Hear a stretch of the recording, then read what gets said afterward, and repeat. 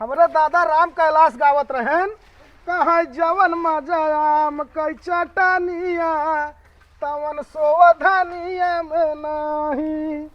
कहा जवन मजा आम कई चटनिया तवन सोवधानिया में नहीं। दे तेरी की है हमारे का हे देवर का बा भौजी? रच के डाल देते आ। अरे भौजी रची शर्म कर, अय हमार मेहरारू लड़किया है, कलुआ के माई है। ऐसा डाल दे गूगल।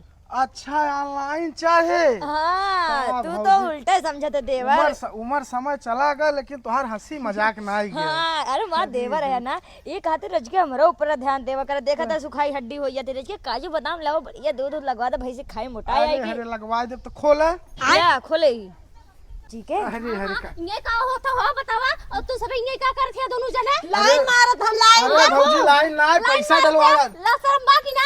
अरे देखा मुकरिया करत ही है।